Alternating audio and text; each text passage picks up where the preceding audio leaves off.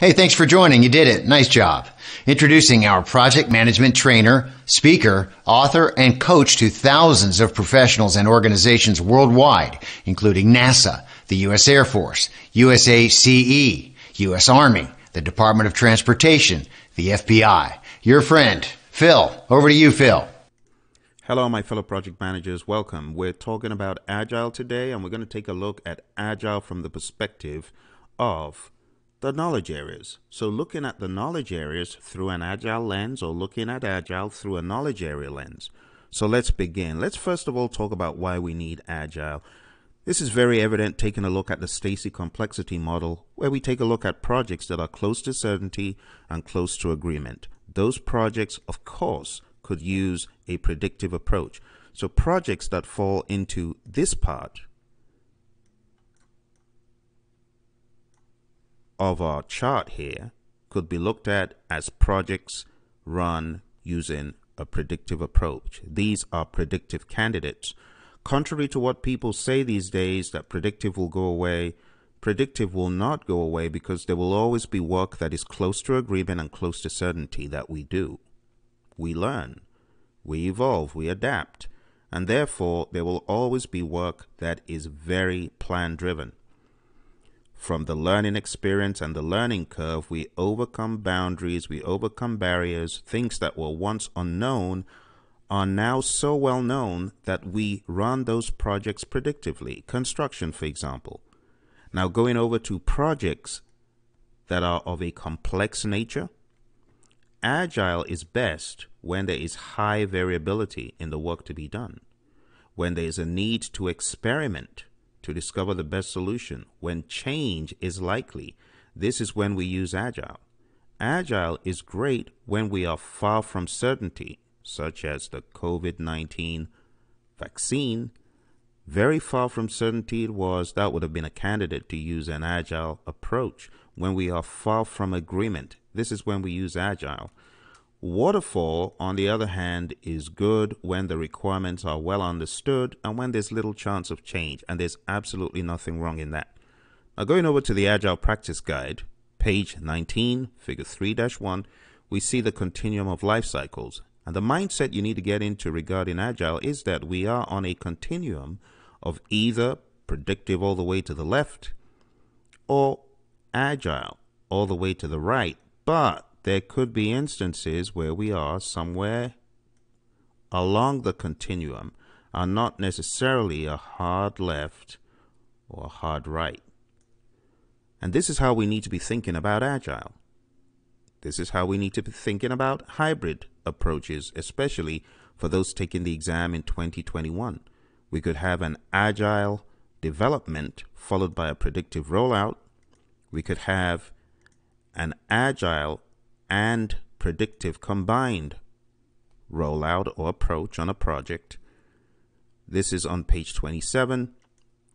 You also see on page 27 and 28 the hybridized approaches, where we have an Agile project, largely Agile with a predictive component, or a largely predictive approach with an Agile component. So rather than look at Agile and predictive as being at war, understand that they are hybridized approaches that are somewhere along the continuum and not necessarily a hard left or a hard right. What makes Agile different is that it is not a project management methodology. Instead, it's a way of thinking. When you take a look at these success sliders, ask the question, which of these is most critical for success? Now, typically, those from a predictive world jump out at the first three. But I want you to begin putting on an Agile change-driven hat, where you do not see delivering all planned scope as being critical for success. After all, what is success? Success is when the customer arrives at their destination, when they get the value that they need, not necessarily when all requirements are delivered. For that reason, we don't want to think about all planned scope as being one of the major criteria, especially in the world of Agile. Delivering on budget is good, but is that the most important thing? What about if you deliver on budget and on time, but the customer is not happy with your final result because the final result has already reached its use-by date as a result of technology rapidly changing, or it just doesn't cut the immediate need that has changed as a result of the business? So meeting customer needs, meeting quality requirements, fit for use, conforming to requirements, customer satisfaction, these are more important. What about team satisfaction? We go a step further to say this is one of the most important aspects, because if the team is satisfied, they will strive to meet customer needs and they will understand the importance of quality. So before we go into the knowledge areas, let's talk about what all the fuss is about. In a recent survey, it was detected that organizations are rapidly embracing agile concepts, and a full 71% of organizations report using agile approaches for their projects, sometimes or always. What makes agile very different is that it's a way of thinking, it's a way of approaching problems in general, not necessarily projects, but life, problems, anything. To move a step further for our goal today, we're going to be taking a look at the 10 knowledge areas that many of you have heard about. But instead of just taking a look at the 10 knowledge areas the way we typically do, today we're going to take a look at the knowledge areas from an agile lens. Now, you do know in the project management body of knowledge guide, they have the considerations for agile. We're going to try and tighten that view and focus just on that so that you understand the knowledge areas from a more agile perspective. Now, let's first talk about some of these knowledge areas as we cover them one by one. So first of all, we're going to be covering the integration knowledge area. So what is integration? Integration is the unification, the combination, and the awareness of all the other knowledge areas, but moving them all in the right direction towards project success cohesively. So from an agile world, it is holding the entire structure of the project together and moving it along in one cohesive whole to deliver whatever that sprint goal is. So when you understand that from the world of the PMI, you can then hang some agile elements on integration, and that is exactly what we're going to be doing.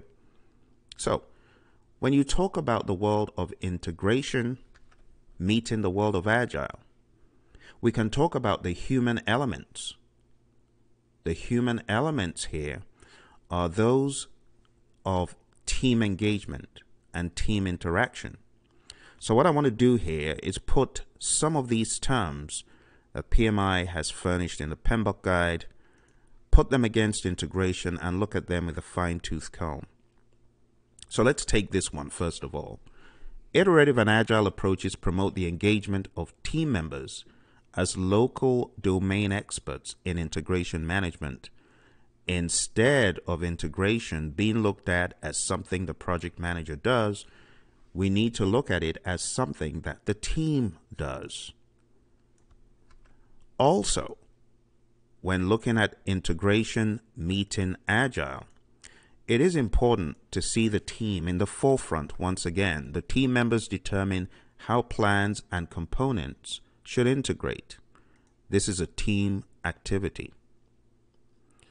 Now, when we talk about the world of agile, regarding the project manager and how work is done, it is important that we understand the expectations of the project manager do not necessarily change in an adaptive environment, but control of the detailed product planning and delivery is delegated to the team. In fact, when we talk about the requirements, the overarching source is the business as through the lens of the product owner. So we need to think about integration as being a team sport here. Also, when we talk about integration from the lens of agile, the project manager's focus should be on building a collaborative decision-making environment and ensuring the team has the ability to respond to changes. Remember, in the world of Agile, we talk about self-organizing teams.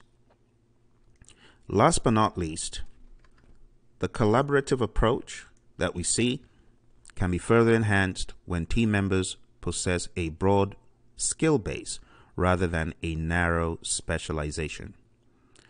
What exactly do we mean by this? Let's take a look at the concept of T-shaped skills.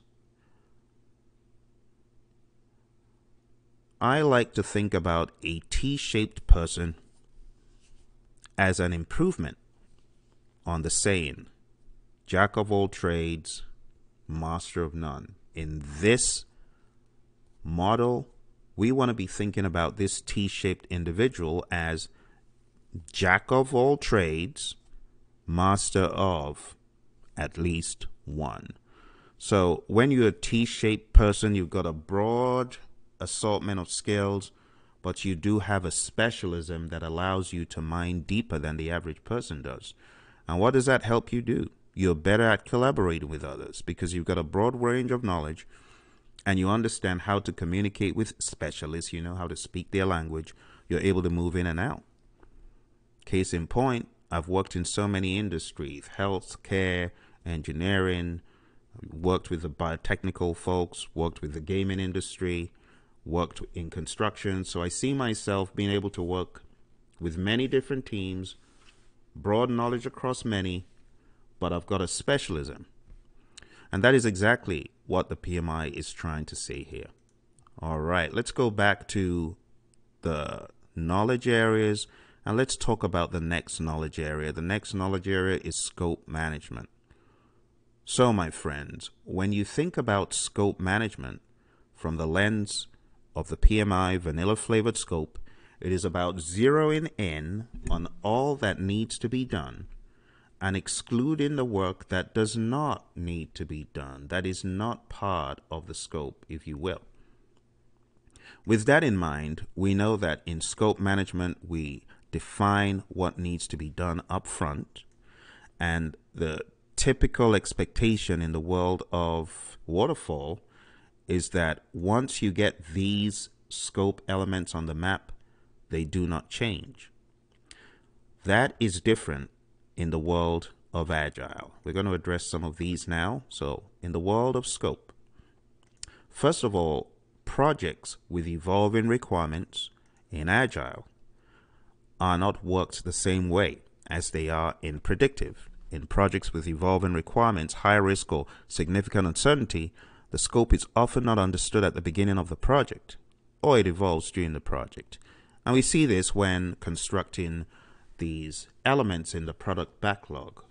We've got a user story, but when we begin to break it apart, as the project proceeds, as we get into sprint planning, as we move through the sprints, we realize that the work begins to unfold in ways that we didn't see in the very beginning.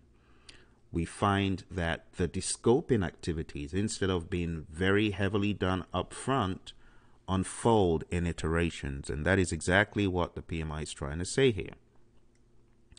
Agile methods deliberately spend less time trying to define and agree on scope in the early stages of the project and spend more time establishing the process for its ongoing discovery and refinement. You often hear the term product backlog, then you hear about sprint backlogs being a subsection of that, but you also hear about backlog refinement, and you hear about breaking down epics into smaller pieces. All of that has to do with descoping in an iterative fashion.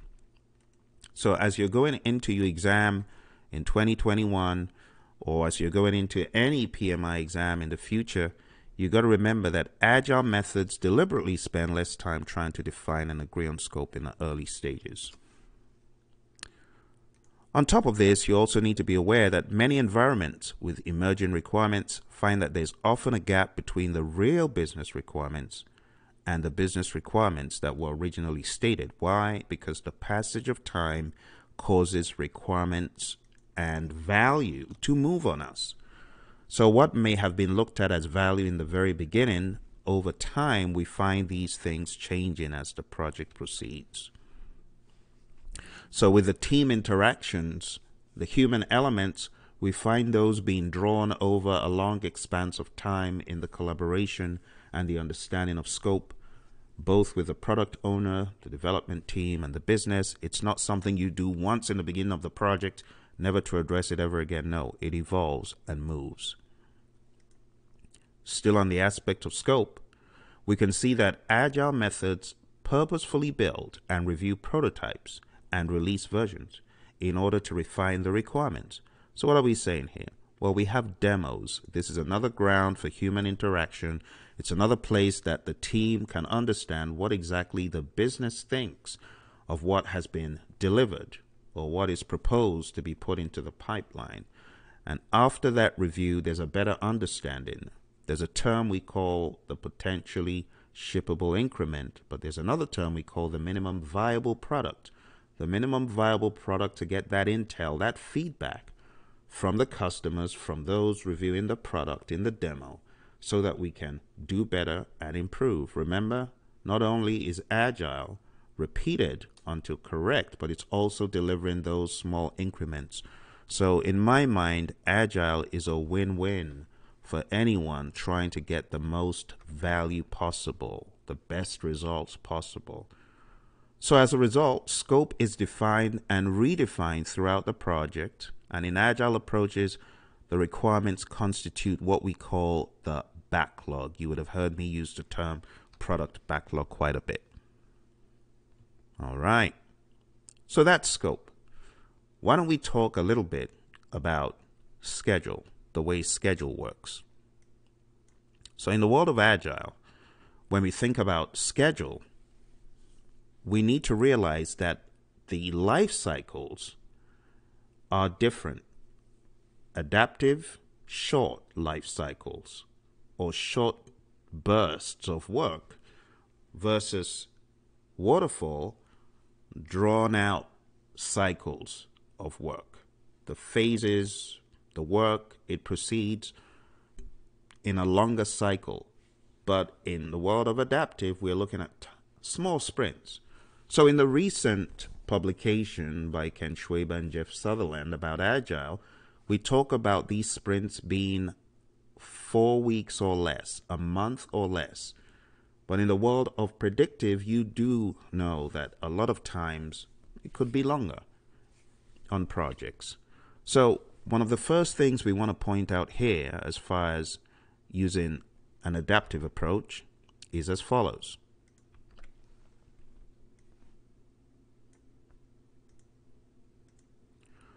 Adaptive approaches use short cycles to undertake work, review the results, and adapt as necessary. All of that happens in a small expanse of time in the world of Agile. We also want to observe that these cycles provide rapid feedback on the approaches and suitability of deliverables, and generally manifest as iterative scheduling and on-demand null-based scheduling. And you'll find this talked about in the Pmbok guide under the concept of trends and emerging practices in schedule management. So let's put another note here.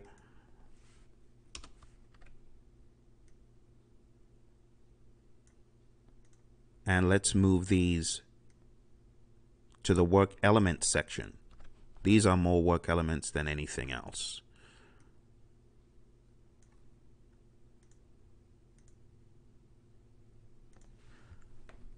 Okay, so schedule management in the lens of waterfall, you know, we plan how to manage the schedule, then we define activities, we sequence activities, we estimate the duration, and voila, we've got our schedule. But in the world of adaptive, it's different.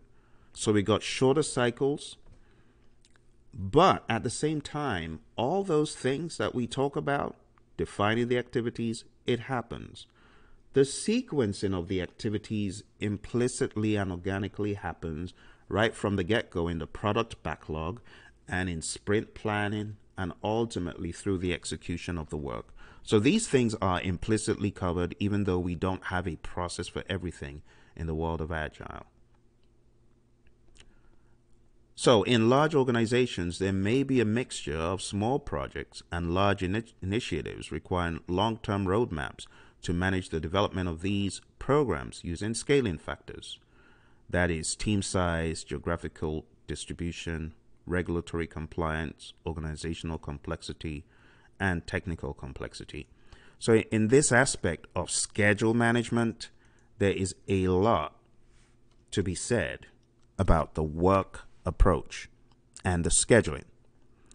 And in the Pmbok guide, there's actually a page that I would like to cover with you that goes into some of the intricacies of this. So let's grab our Pmbok guides.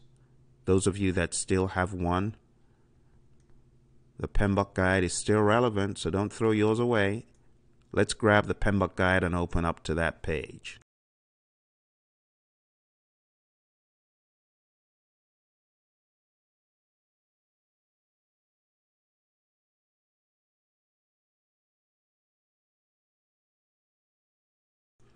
So my friends, let's open up to the Pmbok guide and let's go to the schedule chapter, chapter 6. I want to show you page 216. See this page? Okay. Here we have Agile Release Planning, and it reads, Agile Release Planning provides a high-level summary timeline of the release schedule, typically 3 to 6 months, based on the product roadmap and the product vision for the product's evolution. Agile Release Planning also determines the number of iterations or sprints in the release and allows the product owner and team to decide how much needs to be developed and how long it will take to have a releasable product based on business goals, dependencies, and impediments. So as you're getting ready for your exam, my friends, you do need to be aware of Agile and Release Planning and Figure 6-20 in the book. It is a great read for anyone that means business on the exam 2021, even now, whenever you're taking the exam. Just keep that in mind. All right. So moving along here, we're still on schedule. And what I'm trying to do here is show you some of the major ingredients to facilitate your understanding of the schedule management knowledge area and how it juxtaposes with the world of Agile. Okay, so moving along here, let's go back to our table and let's continue to furnish it with the information. So I said in large organizations, there is going to be scaling up, but scaling down to where the programs need and having Agile Release Planning in mind. So to address the full delivery lifecycle for larger enterprise-wide systems, a range of techniques utilizing a predictive approach, adaptive approach, or a hybrid of both may need to be adopted. The organization may need to combine practices from several core methods or adopt a method that has already done so and adopt a few principles and practices of more traditional techniques. Now with that, for the real world, I want to tell everyone, proceed with caution. Proceed with caution when you are hybridizing. To hybridize, you'll be better off having some really great experts helping you.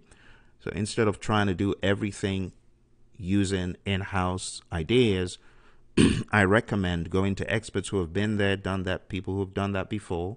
And case in point, on our firm's team, we have people who have done this before. So if you're thinking of scaling in any way, you might want to consult for some advice so that it's done the right way, because combining predictive and agile approaches, when the predictive outweighs the agile in terms of what works based on experience and expert judgment, you'll be better off working with professionals and trying to do this on your own, because we've been there, done that. And every firm is different, I know, but there's some very dangerous techniques out there as far as scaling is concerned. Enough said. I'm not going to talk about that here, but you do want to be very careful when you're scaling and when you're using multiple approaches, especially those that are of a predictive nature. Why do I say that? Because predictive is cut from a very different cloth mindset. It's one of rank and file. It's one of so much management, heavy management, that it can actually stifle the good you're trying to do in Agile. So we have to be very, very careful when we are scaling. And scaling could actually, to be honest, bring impediments from a team perspective. So we need to be very careful. All right, I'm going to borrow from the human column here and put this in because we don't have as much space in the schedule column. So, like I said, to address the full delivery lifecycle for larger enterprise-wide systems, a range of techniques could be used, and you could combine, but combine with caution. The organization may need to combine practices from many areas. Many of the, should I say, more predictive areas. All right, so we've been taking a look at Agile from the lens of the knowledge areas. We're not done. We still have a long ways to go. We've only covered integration, scope, and schedule. But so far, I hope this has been of value to you, and I hope you're benefiting from the dialogue. That is 3 of the knowledge areas. Let's move into our next knowledge area. The next knowledge area we're going to tackle is cost management. So let's go into cost and begin to put some Agile concepts on the scope knowledge area. All right, let's go. So, in the area of cost, from the waterfall lens, we know we're dealing with estimates. How much will it cost? Let me say that how much will it cost is still important here, okay? It's still important. Projects with high degrees of uncertainty, or those where the scope is not yet fully defined, of course, are not going to benefit from things like big old budgets and tons of spreadsheets. Instead, we use lightweight estimation methods, and these can be used to generate a fast, high-level forecast of project labor costs, which can then be easily adjusted as changes arise. So what I want you to take note of is we don't throw cost out of the window, but go in very heavy in terms of estimates could be a waste of time and not the best way to proceed. Okay?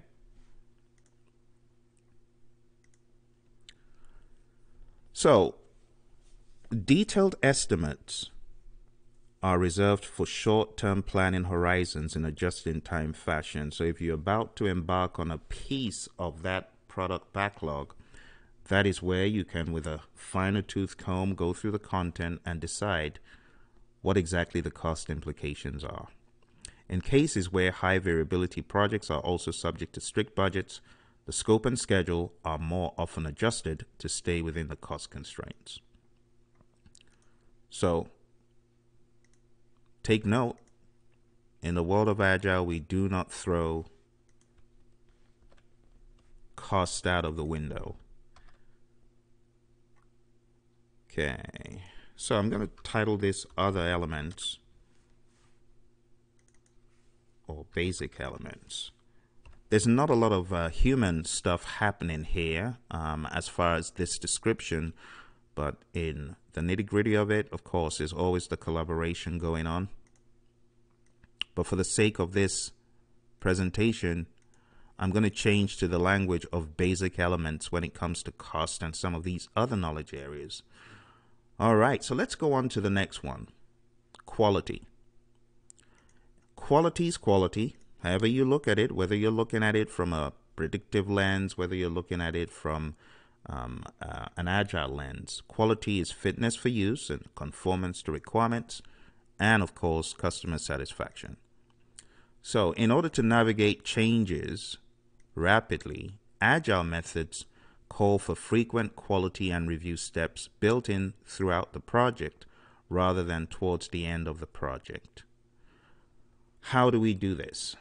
There are many ways to check quality, and we see them in the world of Scrum more clearly than anywhere else. We see the daily Scrums as a sort of inspection, believe it or not. It's an introspective inspection of oneself. It's a collective inspection, and it's a way that we can adapt rapidly to stay on quality. So, recurring retrospectives are another way. Retrospectives happen at the end of the iteration, and that is where the team looks introspectively, and they see what they could do better, what they did not do well. That espouses the Kaizen mindset, the continuous improvement mindset. So we're going to put a few of these notes here. I'll put a note here in the work element section, and I'll put a note in the human section as well. So in work elements, we have the frequent, quality, and review steps. And in terms of the human element, we're going to talk about the Agile Vegas concept, which my buddy Roy, who teaches these courses with Praizion, often talks about. So what do we mean by Agile Vegas? We mean in the retrospective, we're out to improve. We're not out to document people's mistakes and make them look bad, but instead we're really out to improve the team. It's one unit, the team. So the PMIs say recurring retrospectives regularly check on the effectiveness of the quality processes. They look for the root causes of issues, then suggest trials of new approaches to improve quality.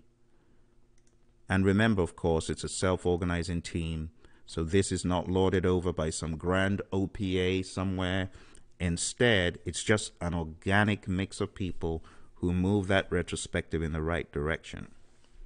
Subsequent retrospectives evaluate any trial process to determine if they are working and should be continued or new adjusting or should be dropped from use. In order to facilitate frequent incremental delivery, agile methods focus on small batches of work, incorporating as many elements of project deliverables as possible. So let's go ahead and put another note here. I'm going to put this in the work section.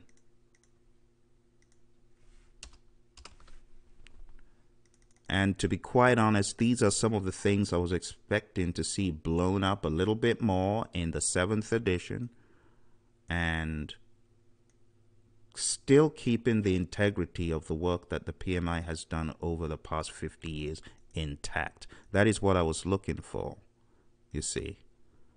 So I'm hoping that this video adds some sensibilities to our project managers who've been wondering, okay, well, if the knowledge areas go away, then what happens? Yeah, the knowledge areas do not have to go away.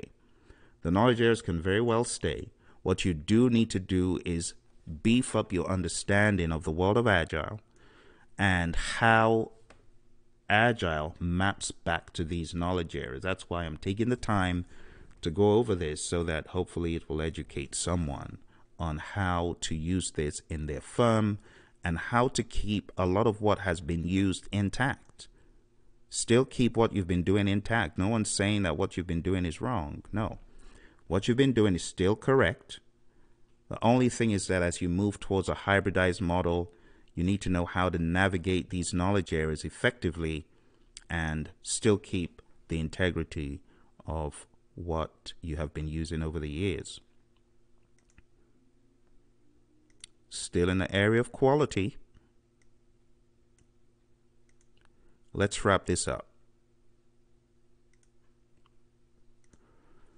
So, small batch systems aim to uncover inconsistencies and quality issues earlier in the project lifecycle when the overall cost of change are lower. This is also espoused in the Pmbok guide, where we see the graph on page 500 and let's see, 54. I'll tell you in a second. 549. And this is where we see the impact of variables over time. excuse me. So with an understanding of the impact of variables over time, we want to keep costs lower, like PMI is saying, right early in the project life cycle. That's how I want to do it. All right. So that's that for cost and quality. Let's move on to the area of resources. Now, this is going to be an interesting one because we know that in the world of Agile, a lot rests on the power of the team. We're very team focused and team conscious. So let's move on to that one. Here we go. So let's put in some notes about resources. So of course, in the predictive world, we already know that resource management deals with human, equipment, material, supplies, facilities. Projects with high variability benefit from team structures that maximize focus and collaboration, such as self-organizing teams with generalizing specialists. Remember the T-shaped skills concept I talked about? Well, here I'm going to adjust this back to human elements because I do want to focus on some human elements predominantly here. So as we're relying on this self-organizing team structure, there's an assumption that everyone is aware of the mindset to be collaborative and to work as one. So collaboration is intended to boost productivity and also to facilitate innovative problem solving. So remember I talked about Agile Vegas. We're looking to work with people, not against people. Whatever happens in the retrospective stays in the retrospective. We're not out to defeat each other to advance our individual interests, but instead we're looking to work together to advance group interests and to move cohesively towards a sprint goal. So collaboration is intended to boost productivity and facilitate innovative problem solving, and collaborative teams may facilitate accelerated integration of distinct work activities, improve communication, increase knowledge sharing, and provide flexibility of work assignments in addition to other advantages. Let's go ahead and put a note in our sheet here.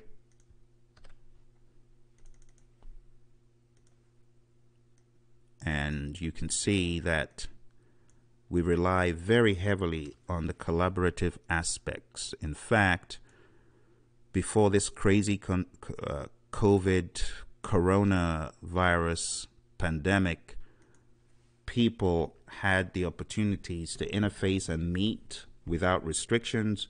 So now that is happening. Unfortunately, a lot of teams are having to look for new and innovative ways of working together. But there are always webcams to use, team meeting platforms to use, and so on. And the idea is to leverage these very heavily. And that takes us into the aspect of communication. So it is impossible to talk about human interaction in resource management without talking about communications. So communications comes next. What can we glean from communications in the world of Agile?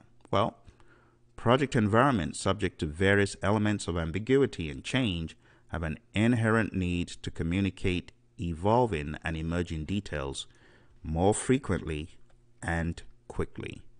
So we are keen on pushing or making available information in an almost just-in-time way. We talk about the information radiator in the world of Agile, and that is a term to be familiar with. The information radiator is a way we communicate by osmosis. You could go read up a little bit about that, just Google the term.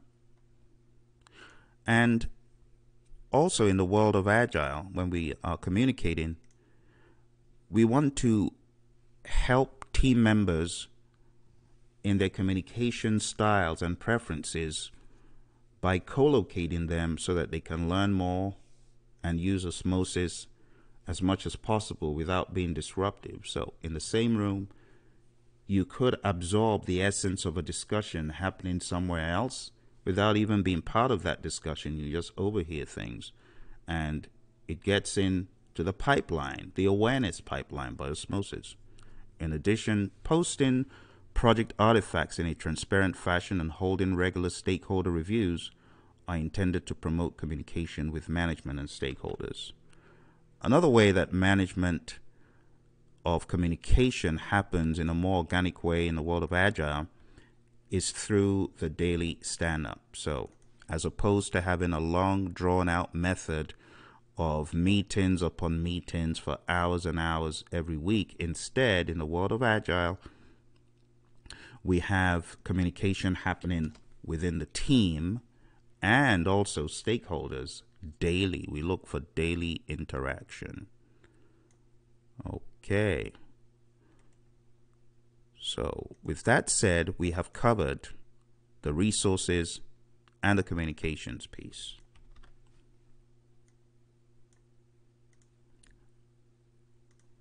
Let's move on to the risk, procurement, and stakeholder piece.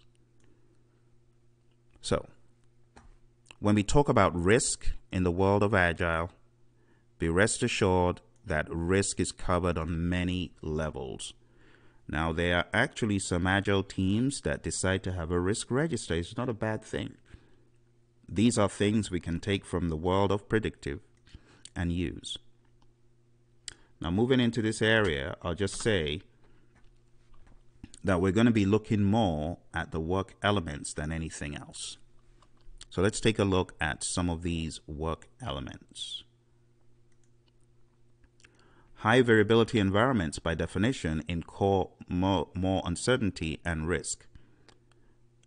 To address this, projects managed using adaptive approaches make use of frequent reviews of incremental work and cross-functional project teams to accelerate knowledge sharing and ensure that risk is understood and managed.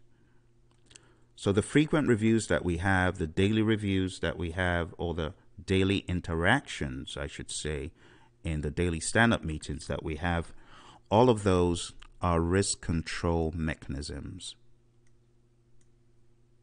Keep that in mind. Now, to use the words in a Pmbok guide, we'll say risk monitoring mechanisms, because in the essence of it, you don't control risk.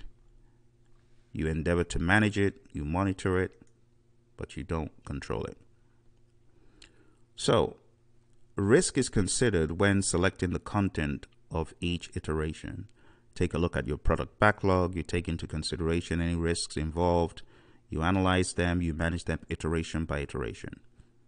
Additionally, the requirements are kept as a living document that is updated regularly, and work may be reprioritized as the project progresses based on an improved understanding of current risk exposure. So let's put a note here and let's make this one of the core elements. And risk, of course, cuts across many different areas, but it is implicitly covered as you go through the different iterations. Let's move on to the next area. The next area we're looking at is procurement. In Agile environments, specific sellers may be used to extend the team. This collaborative working relationship can lead to a shared risk procurement model where both the buyer and seller share in the risk and rewards associated with a project. Now, while it is sort of an emerging topic, project managers and businesses should be thinking about how to make their contracts more agile, with a room for adaptation to add as much value as possible. So there could be two pieces to a contract. There could be a piece that is more fixed than anything else, but there could also be some clauses for the adaptation and how work is done. They could also be focused more on delivering outcomes as opposed to delivering deliverables. If those outcomes could be focused on in the beginning and clearly identified, then the contract could be written with that in mind. Larger projects may use an adaptive approach for some parts of deliverables and a more stable approach for other parts. In these cases, a governing agreement such as a Master Services Agreement, MSA, may be used for the overall engagement, with the adaptive work being placed in an appendix or supplement. So let's put a note here. And I'm hoping that this information is helping you think about the knowledge areas in a more agile fashion. Like I've said in the past, the right way to have written the 6th edition is to not throw away the knowledge areas, to not put them in the basement. You get what I'm saying? To not put them in the so-called appendix or other tools and techniques forgotten basement. No, the knowledge areas are great, and they also work in the world of Agile, and we should not forget them.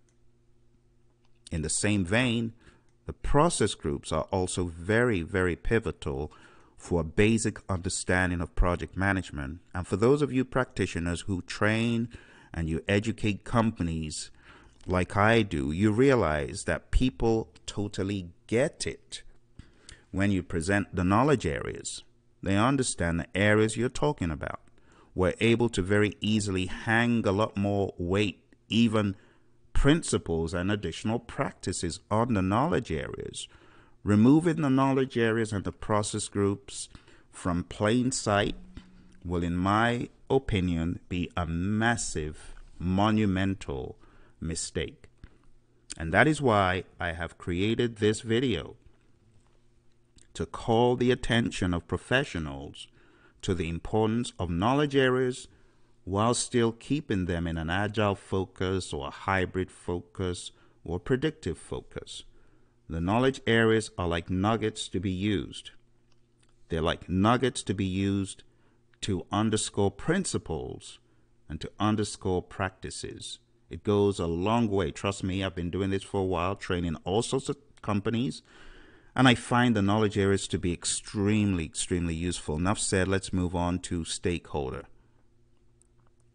So we've talked about procurement. Let's talk about stakeholder management. Now, of course, this is very, very heavily people focused. And for that reason, I am going to move into the human elements again.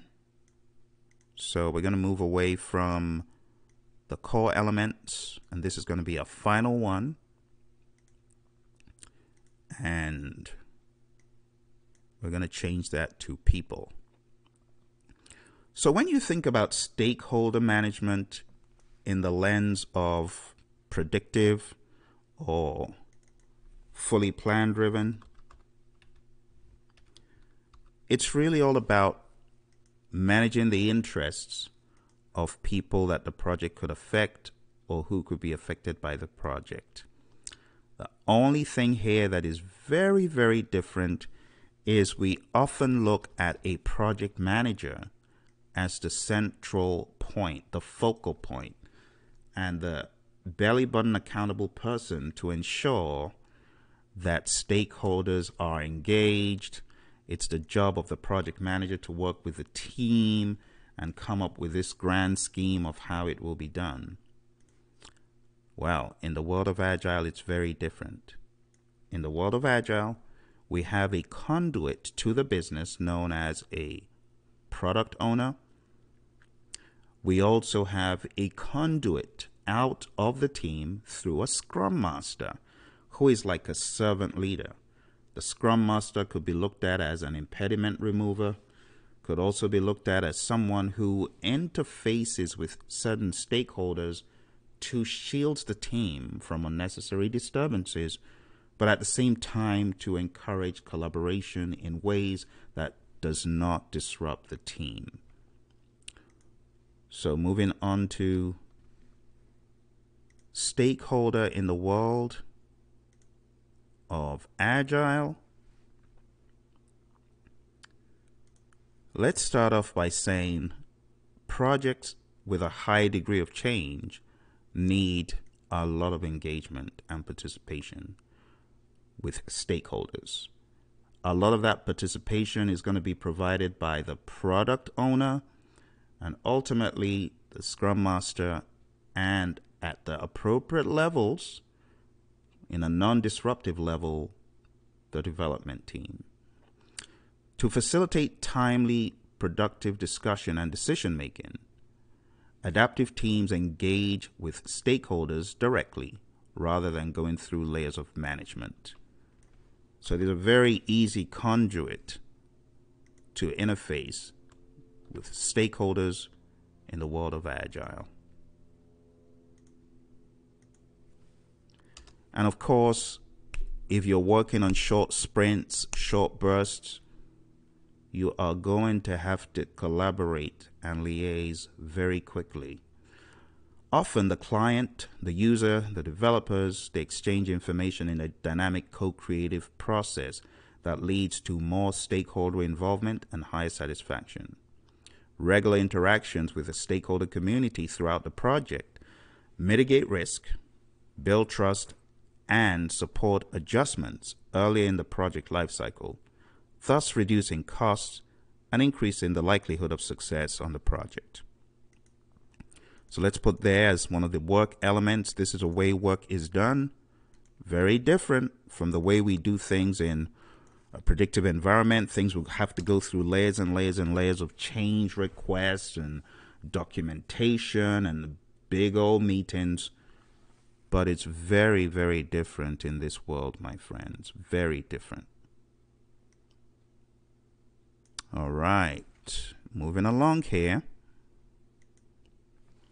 In order to accelerate the sharing of information within and across the organization, Agile methods promote aggressive transparency. The intent of inviting any stakeholders to project meetings and reviews. Let's talk about those demos, those retrospectives. They're different. The demos are where we demo the product. The retrospective is where the team holds sacred information and discussions away from management. So the retrospectives, we're not inviting stakeholders to those, but in terms of the demos and the reviews, yes. So there is a boundary when it comes to retrospectives. And again, I really want to stress that. Agile Vegas, we keep these things sacred, close to the vest, when the team goes all out to unleash the truth and have these hearty discussions to unravel problems, bottlenecks, not satisfactory ways of working. We don't want management to be in the room, because what happens, people hold back, they don't tell the truth, they don't open up, and they don't get resolved. But we love our stakeholders, we just don't want them in the retrospectives, we want them in the reviews. Okay, so in order to accelerate the sharing of information within and across the organization, Agile methods promote aggressive transparency. The intent of inviting any stakeholders to project meetings and reviews, not retrospectives, or posting project artifacts in public spaces is to surface as quickly as possible any misalignment, dependency, or other issues relating to the changing project. All right. So with that in mind, let's put one more note here. Let's put that it's a combination of people, human interaction, and work methods. But there you go. There you have it. So let's take a look at what we have talked about so far. We've addressed many points today. Let's take a look at some of those points. So let's go back to integration management, where we started the discussion. All right, so in integration, we're thinking about how the team is responsible for it. In scope, we're thinking about how the team is spending less time trying to define everything up front, and it happens in iterations.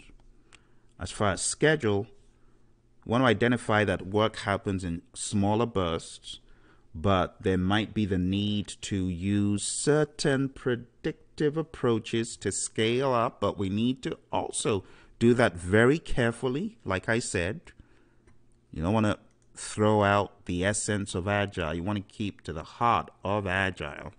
You want to keep those human pieces intact. Going over to cost, we talked about how the iterations are a vehicle for exploring cost at a deeper level on an iteration by iteration basis. Not to say we don't have an overarching idea of what things cost, but going down to the nitty-gritty of task costs and so on, we can leave that for iterations.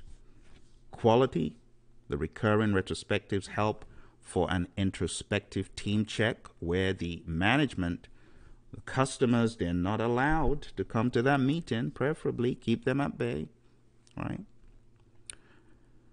Then we talked about how in order to navigate changes, we have frequent reviews, and we talked about demos and things such as that.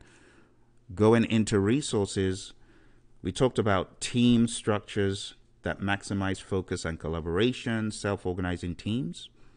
Communications, we talked about co-location. We talked about the information radiator.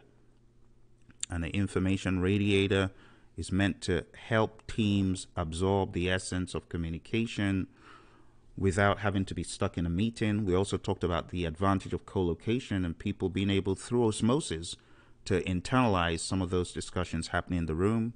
And of course, that was pre-COVID. Now we rely on electronic boards and electronic meetings through Zoom and things such as that. Going into risk. Risk is considered when selecting the content of each iteration. Risks will also be identified and analyzed during each iteration. Going into procurement. In agile environments, specific sellers are used to extend the team, and we need to have a collaborative working relationship with our vendors, our suppliers, our sellers. And last but not least, projects experiencing high degrees of change require active engagement with the stakeholder community, and we want the Scrum Master, those involved, to own those collaborations. And the Scrum Master needs to shield the team from unnecessary interruptions, but we want those collaborations to happen in good taste and to the degree necessary. We don't want the team to be disturbed. It's very important that while we talk about collaboration, we don't want unnecessary interruption. The team has stuff to get done, and that is in the jurisdiction of the Scrum Master, or if you want to say project manager. But in all honesty, just remember what I told you in the very beginning. I know the language Scrum Master is not very emphatic in PMI documentation, but I want you to be aware that 71% of organizations report using Agile, and of those using Agile, majority of those report Scrum. In a recent survey from DICE, we realized that 37% of the organizations that were surveyed said they use Scrum. That was highest on the list. And then came the hybrid mix, and then came after that waterfall. So that should make everyone think just a little bit more about the importance not only of Agile, but also the prominence of Scrum. On this channel, we have, on the Praizion channel, that is, the Scrum Guide audio. I want you to look for the Scrum Guide audio, whether it is the Scrum Guide of 2017 or the Scrum Guide of 2020. We have audio versions of the Scrum Guides. You might want to listen to those, and it might very well refresh and help your learning. For those of you that have not signed up for training with us, I want to encourage you to do so. And to do so, you can go to the website. I'm going to put the ticker tape right under me here so that you can see it. A ticker tape at Praizion.com. That's Praizion.com. You can see it under there. And in addition to that, I also wanted to alert you to agileprinciple.com. Agileprinciple.com is our agile site. It will lead you to where you can get an on-demand training to even further explore the world of agile from a purely agile lens. Just a little bit of knowledge area sprinkled in there, but if this has been of interest to you and you are taking PMI exams such as the ACP, such as the PMP, CAPM, I would highly advise you to visit the website agileprinciple.com, and you will find this training that Roy and I offer there to be extremely valuable to you. So let me show you where the site will lead you to. It will lead you to where you can sign up for the on-demand training. And here you can see we've got 14 hours of agile training to help you along your journey. I would highly recommend anyone who wants agile training to go there and learn, okay?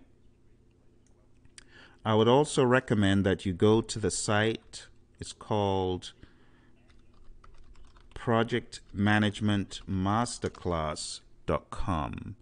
When you go to projectmanagementmasterclass.com, it will take you to our website. And when you get to our website, projectmanagementmasterclass.com, you'll find how you can subscribe to training that enriches you, not only from a predictive approach, not only from an agile approach, but a hybrid. And this is coming in 2021. So you want to stay tuned to that site right there, projectmanagementmasterclass.com.